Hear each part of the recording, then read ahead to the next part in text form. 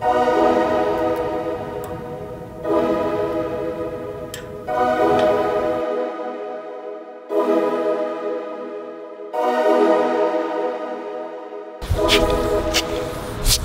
this particular crankset or bottom bracket is what they call a square tapered. If you look inside here, you're going to see the square shape. So that means I'm going to be using, for park tool, it's the CC-2. And don't get it confused with the other one. The other one has a black handle. I'm not sure the number. This is blue. And what changes is the tip here, the tip diameter right there. This is a smaller diameter. The other style with the black handle uses a wider diameter tip, which means it's not going to fit properly. We need this to make contact with the actual bottom bracket, the end of the bottom bracket, which is a square tapered. We need to fit it perfectly.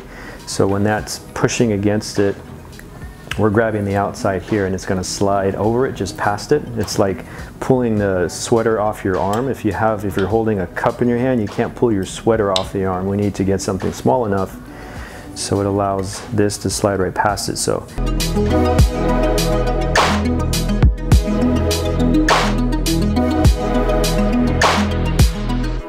if everything looks dry here, go ahead and put a little bit of that park tool grease or some type of lubricant on these threads because they're pretty fine. It might be a little hard to get this started. So we're gonna have to unloosen this quite a bit and it starts to raise back. So it's almost flush here with the tip, and then we can go ahead and start it clockwise.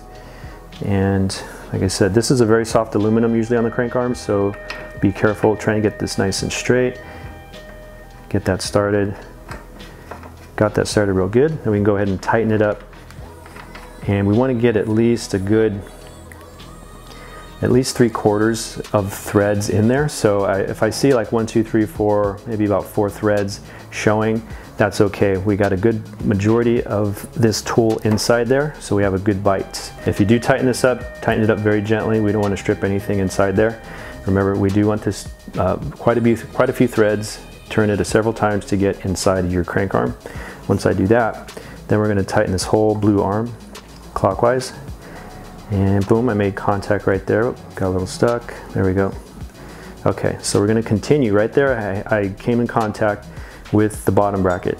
Now I'm going to continue with pressure and some force to turn this while I hold the crank arm. So same thing where I got my right arm over the top tube just to stabilize, get some good pressure. I actually bend my knees a little bit so I can get even better leverage. So we're tightening, and we might have to twist this.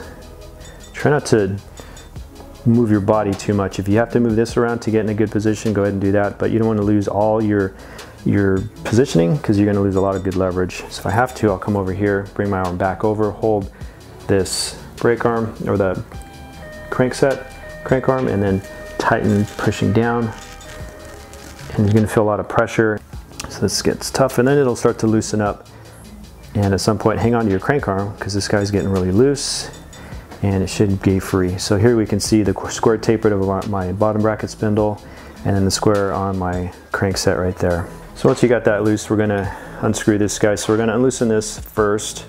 Watch out for the pedal. Loosen that up a bit. So by backing that out, we're going to give this rest of this space. If this gets stuck, we can use a crescent wrench and just break it free, and then unscrew it the rest of the way. And then we're going to use this tool again for the other crank arm on the left side. And it's optional. You can walk over to the other side of the bike and install this, but if you feel comfortable staying on the same side, you can go ahead and install this tool as well. But I'm going to screw this back out like I'm unscrewing it, get it somewhat flush again to the tip. Now I can go ahead and just making sure you're getting in there straight. And if you needed a little bit of lube on those threads, go ahead and put that in and tighten this up as far as it'll go. Again, we're trying to get at least 75% of this tool inside of our crank. That way it doesn't slip out. And then we can go ahead and turn the whole handle till we make contact. And this could be a little awkward for some people, but I'm all twisted, but still feel pretty good. Pushing down on that crank arm, pulling up. That gets really tough. This could be a two-man job, or just someone has gorilla strength. So I'm going to go ahead and walk around. Actually works out too. Again, still going clockwise, pushing down on the left, pushing down on the right. There we go. Watch your fingers when you get to the middle of the crank arm. and hang on to it because it's ready to come off, and then boom, we're loose. So now we want to unloosen this guy, so I'm going to unscrew this a little bit. And then I got this guy's, yep, there we go, now it's loose. If it was tight, you could just use a crescent wrench, break it free, unscrew it, voila.